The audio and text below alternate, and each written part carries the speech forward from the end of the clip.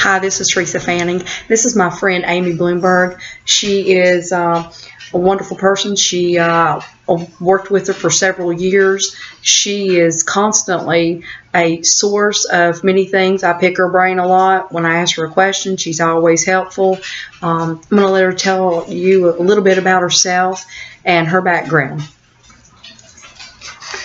Hi. I grew up in Pennsylvania. I got my teaching degree from Shippensburg University. It was a dual degree, early childhood and elementary.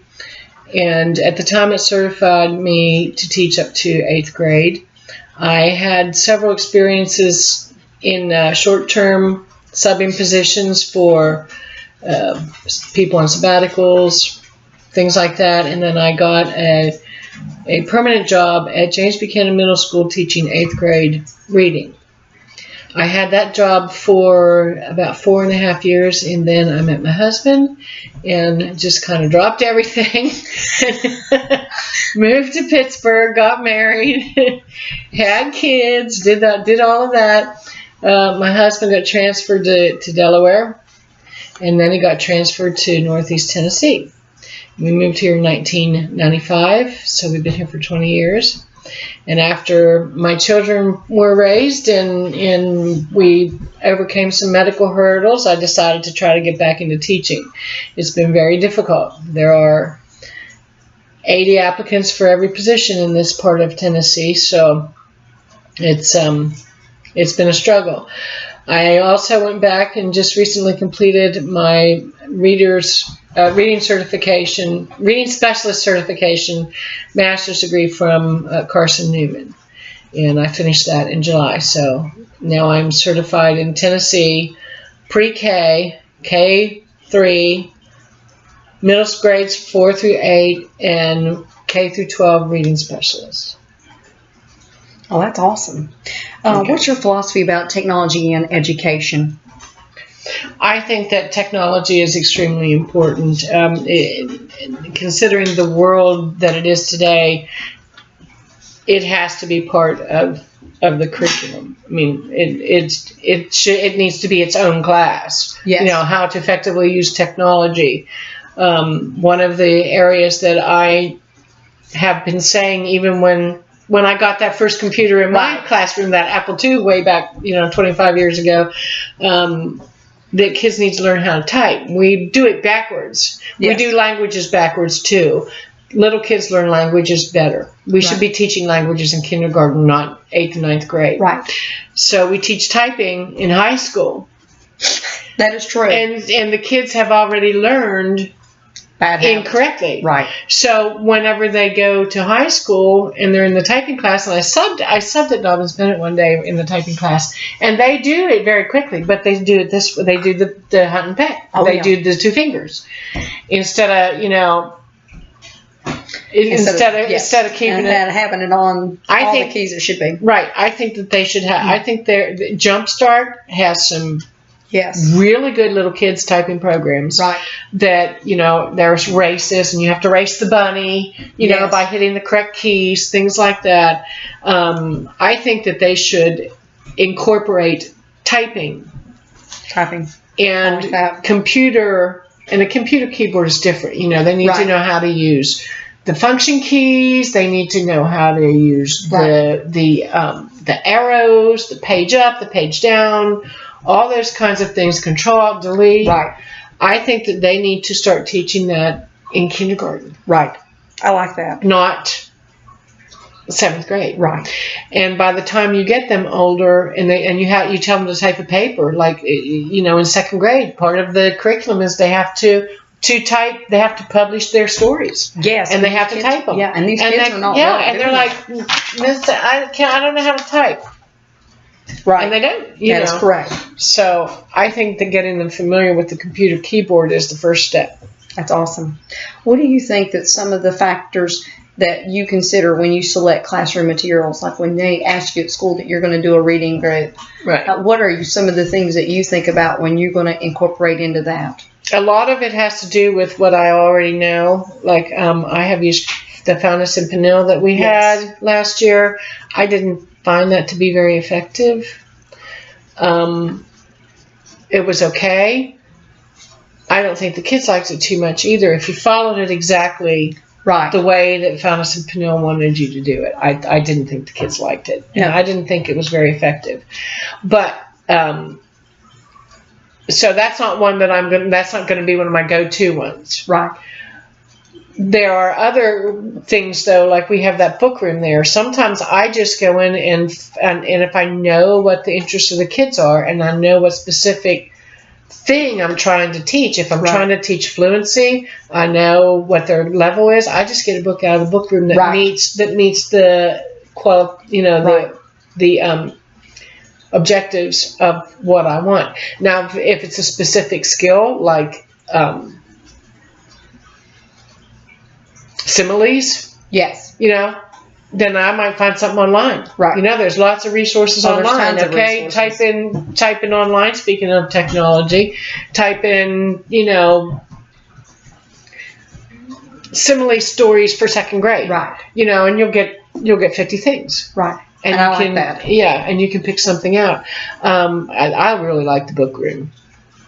The book room is, Yes, and that's one of the questions too that I want to talk to you about was, what methods are you using effectively with the students? So you're using the book room. And yeah, now see, I'm in my current position. I forgot to say that I'm an instructional assistant at Washington Elementary. That's okay.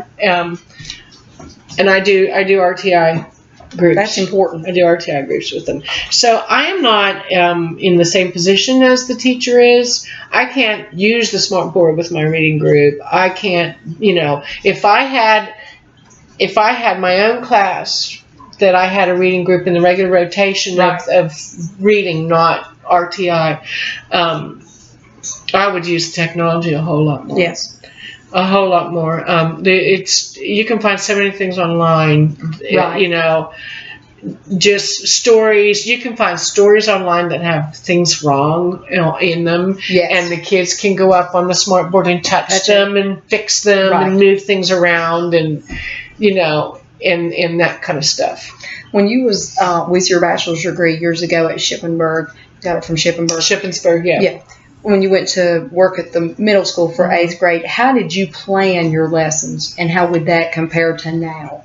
Well, we started out with the basal reader, which in 8th grade, I we were remember one of that. the few schools that still had reading in 8th grade. Most people stopped it after 6. Right. We had it in 7th and 8th grade too, which I thought was really, really, it's important. innovative at the time. Yes. Of course, now it's not reading in English; it's just language arts. But we started out with the basal reader, which was really kind of Right. awful because the kids, it would just have little excerpts of stories meant to give them a little bit of a carrot to go want to read Right. the whole book, but they Right. didn't. They'd read that little excerpt and then they'd be like, well, what happens next? And then, That's true. or they would have short stories that just were not very interesting to them. And it was the same kind of thing, read a story, answer questions, Right. write an essay. Read a story, answer Right. questions, write an essay. There were different little teaching things with them, but it was your typical basal reader from the 80s. Right. And so the second year that I was there, it was our turn, the reading teacher's turn to buy new textbooks. Right. And we went, it rotated. Like 1 year math had it, and then 1 year science had it, Right. and then English, and then, and so it was our turn. And the other 8th grade reading teacher and I talked our principal into letting us buy novels instead. Yes, that's awesome. So we spent the summer, and when he agreed on it, we spent the summer reading. Actually, we started like January, and we made our choices by June, but we ordered 30 novels That's great. from like 4th grade ability, because Right. we had a lot of kids that were Right. very Below low. level. Mountainous. There's Appalachia in Yes, there in is. Pennsylvania too. Pennsylvania, Let me yes, tell there you. is. And we were right in the middle of it. 3rd grade to or 4th grade to like 10th grade, and it was great because we could do. The kids could take them home.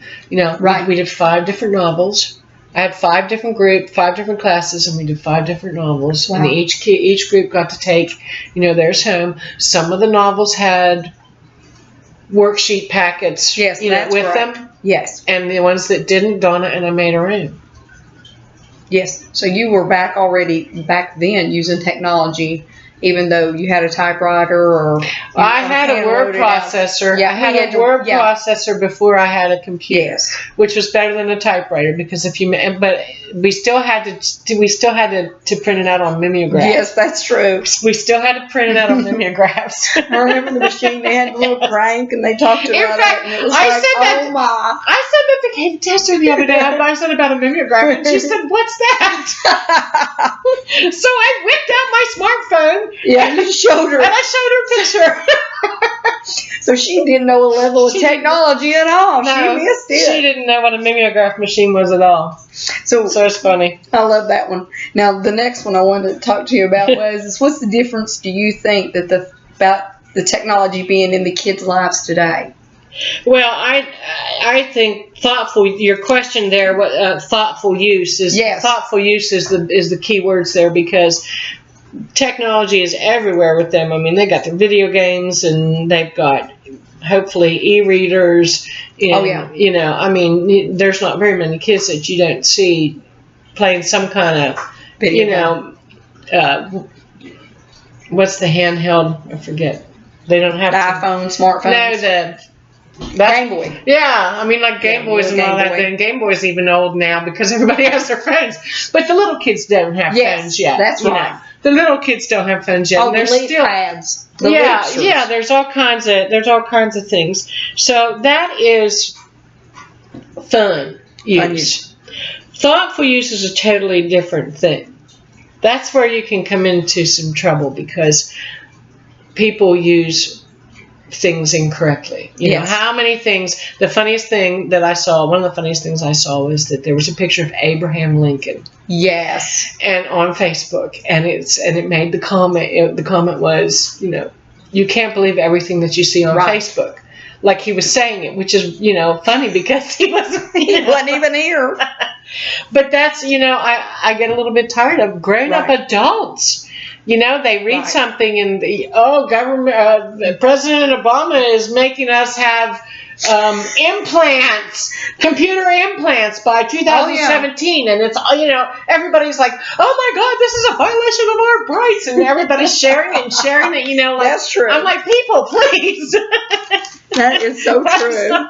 Thoughtful use of technology, I think the most important thing that we need to teach the kids, and they need to teach their grandparents. That's true. Is that just because it's online doesn't mean it's true. Right. When you're researching something, like I've had kids that had to do reports and they'll come up to me and I'll say, where'd you find this? And they'll say, Wikipedia. And I'm like, that's not real. Well, some of Wikipedia is good and some is not. How many sources, how many people contributed to that article? I don't know. Don't you think you need to check that? Well, they don't realize. They just see Wikipedia and they think it's an online encyclopedia. Right. They don't realize that people contribute to those articles. Right. And it takes a long time. Now, if you got an article, about Elvis, there's lots of people that know a lot of information about Elvis. Right. So a lot of that stuff is probably good. Right. But then you get something about, one of my passions, rock climbing. Right. Well, if that's a person on there that doesn't know a whole lot about rock climbing and they're just putting stuff on there, that's true. Right. I've seen pictures before, photos of people rock climbing, and I'm looking at it and I'm going, okay, that's totally staged. They don't have the right shoes on. That's the wrong knot. This rope is not in the right place. If that person were really there, they'd fall. That's right.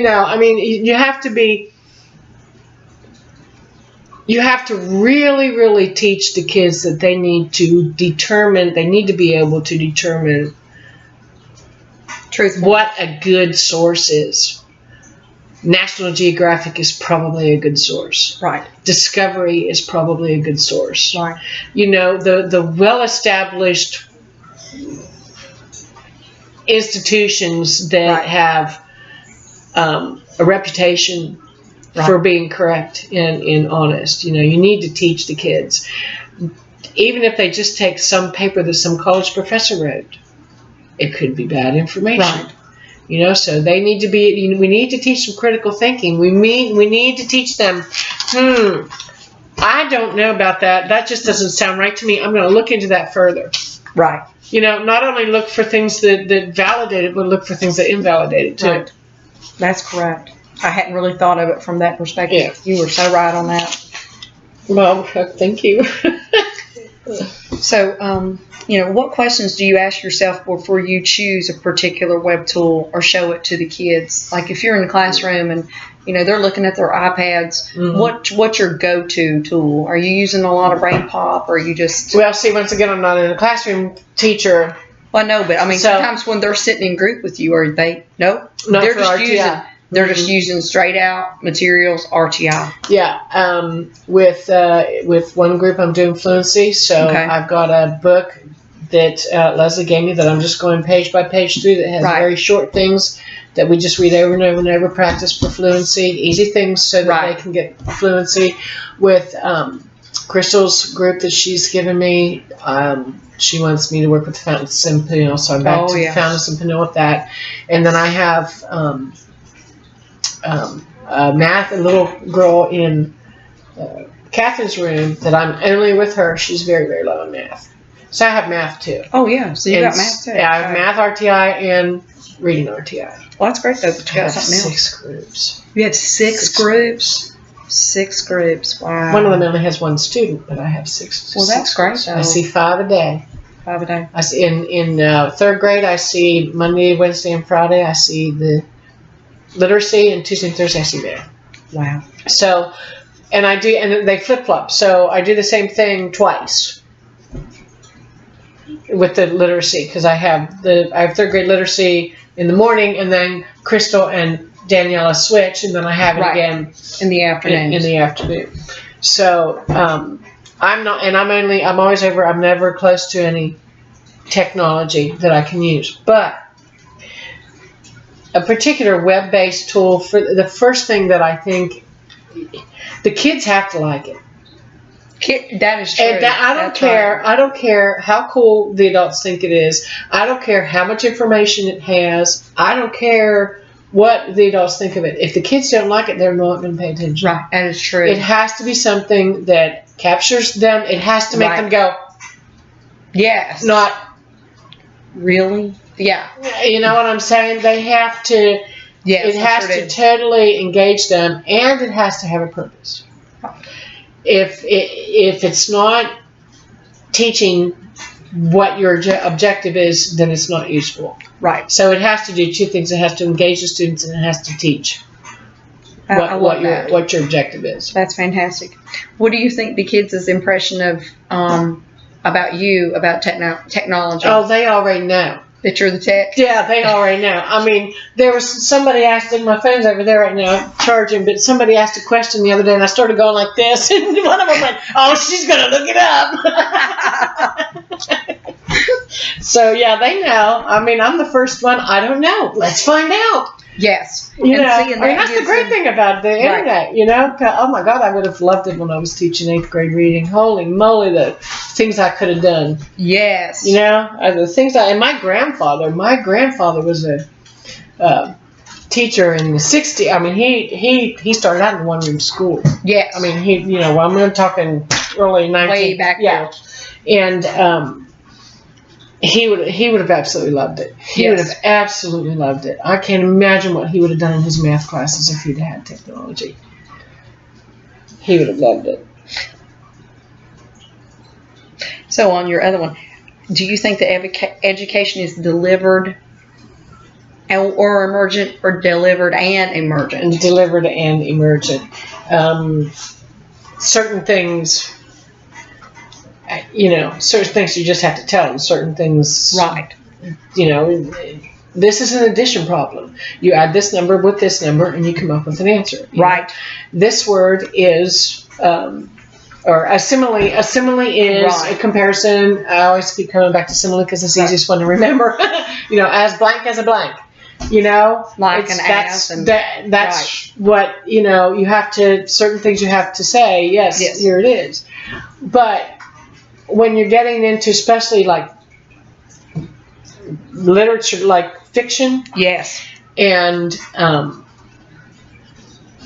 science especially, social studies, when you're trying to teach them some new concepts about math that might not be so concrete, that are a little bit abstract, right, then your emergent comes out. Then you want to teach them critical thinking. You want to teach them to be able to discover those things, to look for those things. right, You know, then you're like, okay, what is the difference between, what is the physical difference between this object and this object? right, You know, yes, there's a difference. Once they have the you know, and hopefully they can say they're both solids, but this is hard and this, you know. right, I mean, all kinds of things. The emergent, teaching them, allowing them to experience the emergent is developing critical thinking. right. Okay. Can you share a method in which you have used and used information about trends that you've been studying about? Like, where you specialized in reading, what's one of the trends that you've noticed from when you were in your bachelor's degree and now in your master's degree? Okay, so I'm not. That's not exactly what this is. Oh, because it says share a method. Keep informed. So I thought you meant like. Yeah, like I keep informed by sharing, like Heather shares links to articles, tidbits and all those, tidbits, right? that the tech tidbits that she has on there. But trends in education. One of the trends that I have noticed is that when I was teaching, we had mandatory sustained silent reading. John. Yeah. We're videotaping this. Can you get them out, please? Come on. We had sustained silent reading. That's for right. 20 We minutes. did For too. 20 minutes every day. And it was school-wide. School-wide. And everybody did it. Teachers, everybody. Even the principals. Right. Everybody was like, and the principal was very adamant about it. There'd be teachers like, I can use that time to correct my papers. And he's like, no, you're going to read. Everybody's going to read. Right. And so, not only does it give the kids an opportunity, but it gave the teachers, you know, the opportunity to be role models. Right. For kids. Role model. I love that. And so he was very adamant about it, and I like that. And then it went away from that. Went a long way away from that. And now, study after study after study after study after study in the past 20 years has shown that there are two things, basically, are the main contributors to kids learning to read. Right. The first one is an effective teacher. Yes. And the second one is to just let them read. Right. Because they'll read a paragraph and then we'll ask them 15,000 questions about skills and this and this. Yes. You know, when you're reading a novel, do you like to be interrupted? No, you want to sit down and you want to read it. You want to read it. So the problem is that our kids are not liking to read anymore. Right. Because it's just skills and skills and skills and skills. So they're finding that we need to get away from that, which is not what Common Core is doing. Right. No. But we need to get away from that, and we need to just read. They just need to read, and they need to read easy things. Right. Because in order to get them to learn to love to read, like I love to read. Right, and I love to read too. They need to be. I'm not going to pick up something on neuroscience. Right. Oh, it's too hard for me. Right. So I you read want to stuff. pick on, yeah, I read a stuff. topic that you like. Well, at a level that I, Right. you know, at a content that I can read. Now, I can read stuff about education that my husband probably can't, but he can read books on X-ray equipment and understand it, and I'd be like, what's that mean? You know? So it has to be something easy. Right. You know, and studies have shown that the best thing to make good readers is just to let them read. Right. That is true. And we're not doing that. So, but the trend is hopefully going back that way. I know a lot of reading professors who are really hoping that It comes back around. It comes back around, yeah. Well, the final question that I want to talk to you about is, what are some of the things that you would share with other teachers and new teachers coming into the field? Oh, and you know what? Can I go back to this one question? Because I wrote it down here. to use technology in aiding the teaching. Yes. Did we miss that one? We talked about it. Okay. But what else do you want to add? Well, I was going to say that I think that it's highly underused. Okay. No, I think that it is highly underused. I love graphic organizers. Yes. And they are a visual way to help the kids make connections. And anytime that you can use as many different ways of presenting information, sing them songs, make up rhymes, auditory, visual, put a graphic organizer on the board, touch, this is something that a lot of people don't know. A lot of teachers have the drag and drop organizers for lunch count and all that. Yes. There's organizers like that for everything. Yes, right. And they're not utilizing it. No, I mean, so some of the kids that touch is a thing, if they're using a graphic organizer and they have to go up and put it in the Venn diagram, or they have to drag something into a certain area, they're walking up, they're touching, there's the kinesthetic, they're seeing the movement, and then if they put it in the right place, they get a pling. So they're hearing, the senses are all being involved. Right. And the more senses that you get involved, the more likelihood the kid's going to remember. Right. That's right. So I think that the smart board is entirely underused. Right. Way, way, way underused. It could be. I would have mine on all day long. I totally understand. It would be on all day long, just in case I wanted to. A kid said, "Well, what about blah blah blah?" And I said, "I don't know. Let's go find out." And go up and then I would click on it and say, "Okay, what words? What are my words going to be for my search?" Right. And teach them that skill. Here's these articles. Which one is a good one? Do you think this one from somebody's blog is a good article? Right. Why not? Do you think this one from National Geographic is a good article? Why? Right. There's so many teaching. Right. And that's the skill that they need to have. Yes. They need these skills. So they're not these adults just sharing things on That's Facebook. Correct. That don't make any sense. Yeah. Especially like Abraham Lincoln and all that. Okay. Share with teachers who are trying to figure out meaningful ways. Exactly what I just said. What else would you do, though, as a new teacher, like for me someday, hopefully? What would you recommend for me to think about? In using technology? And technology and other things, lesson plans. Find out as many different ways to use it as you can. I mean, there's 1,000 different things online that you can use. There are. There's teacher websites that share ideas. Pinterest has ideas on it. Right. You can make your own graphic organizers and put them on the smart board. Oh, I like that. I mean, you can make them specific to what you need. Right. There's 1,000 things that you can do with technology. And kids need to they need to learn how to type. They need to be able to type the information in themselves. They need to know what to do. I mean, you've been there. They go to log on and they're like, where do I go past this? It won't work. My logon's gone. It won't work. That happens all the time. Or it's stuck. It's froze. Okay? And then you got to stop what you're doing and you got to go over and Control Alt Delete and do end task and all that stuff and get it back. They need to know how to do that. Right. And have that confidence. Because some of these kids do not have that confidence level. Oh, no, none of them. Maybe in high school. Maybe. But, even still, my kids are 21 and 18. Yes. And they think they know their way around the phone better than I do, and that may be. But when they got an internet problem, they come to you. Or a computer problem. Yes. Michael's always like, fix this. Can you do this? And mine are old. Amy, thank you so much. I appreciate it. I've enjoyed speaking with you and talking with you. I'll never see you, but nice to not meet you. It's all right.